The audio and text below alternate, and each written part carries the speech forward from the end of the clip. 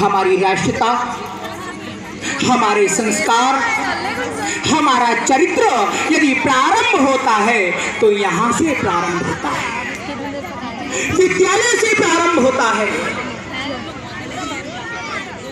ऐसा कहा गया है कि शास्त्रों की वाणी और सागर का पानी बिना गुरु के प्राप्त नहीं होता। सही बात। इसलिए हमें प्रथम गुरु माँ के उपरांत यदि संस्कार चाहिए होते हैं तो हमें गुरु के सन्निकट, गुरु के चरणों में आना होता है, और तभी कहीं हम माँ भारती के दिव्य सिपाही बन सकते हैं, माँ भारती के सच्चे सेवक बन सकते हैं, माँ भारती के सच्चे पुत्र बन सकते हैं।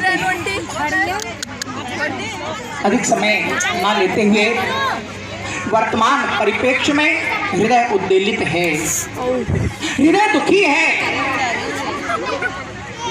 कि आज अकारण असमय हमारे देश में क्षणिक अफवाहों में अनेक लोग काल के काल में समाहित हो जाते हैं। दिल्ली इसका जीता जागता उदाहरण है। इसका मुख्य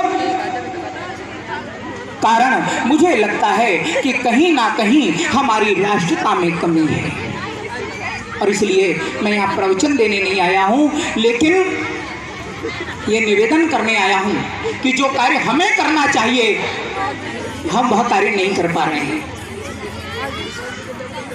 बंधुओं, बहनों, हमारे पूरे भारतवर्ष में संतों की संख्या 60 लाख है, जो विभिन्न विभिन्न अखाड़ों से संबंधित हैं, और गांव मेरे ख्याल से 9,15,743 है।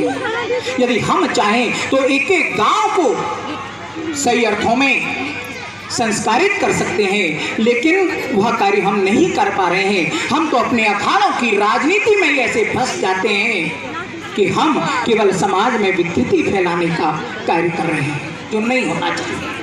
इसलिए आज विद्यालयों में राष्ट्रीय शिक्षा की, हमारे मुख्य अतिथि जी ने कहा, अच्छे विद्वान होते हुए भी, आंग्ल भाषा के जानकार होते हुए भी उन्होंने हिंदी को चुना। बहुत प्रसन्नता हुई, और मुझे तो हिंदी चुनना ही पड़ेगी, क्योंकि मैं तो आंग्ल भाषा में एकदम शून्य हूँ। एक आध कहीं छोटे मोटे वाक्य रट रखे हैं, हम कुछ भी नहीं कर पाते हैं। All world a stage and all man and women मेरी प्लेयर्स, ये सारा संसार एक रंगमंच है और हम सब उसके पात्र हैं। जैसा उसने नाटक करने के लिए भेज दिया वही नाटक करना है।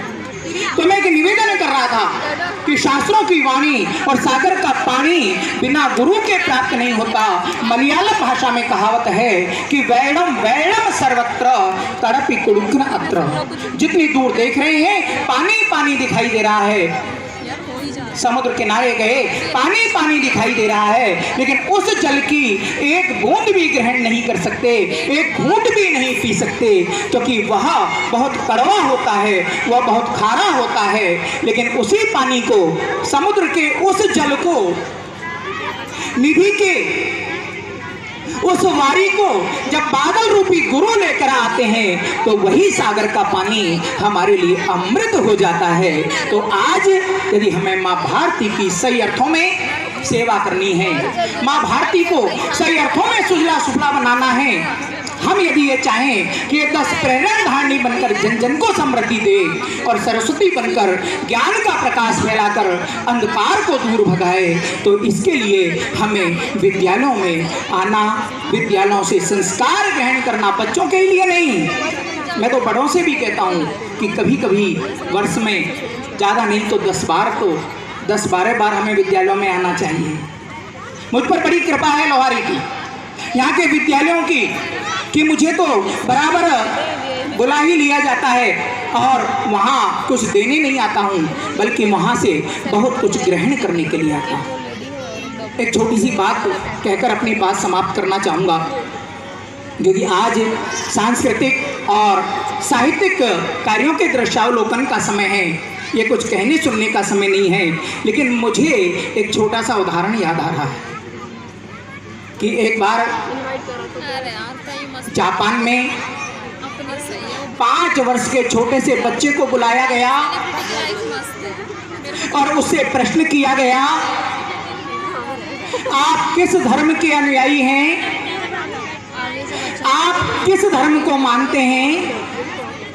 5 वर्ष के छोटे से बच्चे का जवाब था, मैं बौद्ध हूँ, उनकी एक बात बौद्ध धर्म को मानता हूँ।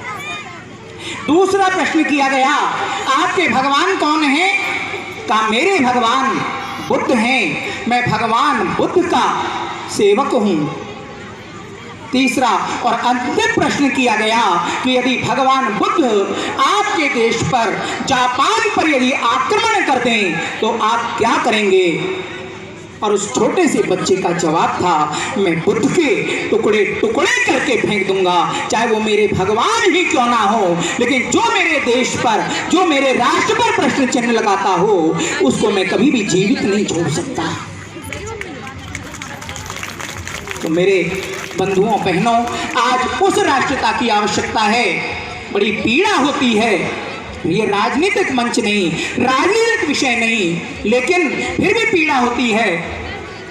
एक प्रसिद्ध कवि की केवल 2 पंक्तियां याद आ रही हैं कि जिनकी लाशों पर पगधर आजादी भारत में आई, वे अब तक खानाबदोश हैं, गम की काली बदली छाई।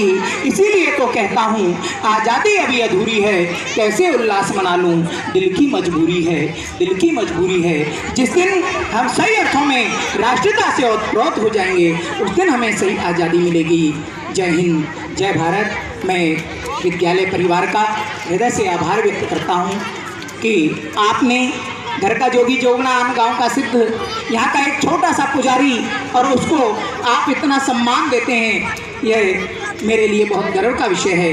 एक बार पुनः आप सबके लिए, आप सबका हृदय से हार्दिक अभिनंदन, हार्दिक स्वागत और मेरे प्रति बहुत बहुत हार्दिक आभार। वंदे मातरम। मैं बहुत बहुत धन्यवाद करना चाहूँगी हमारे विशिष्ट अतिथि जी श्री विष्णु चेतन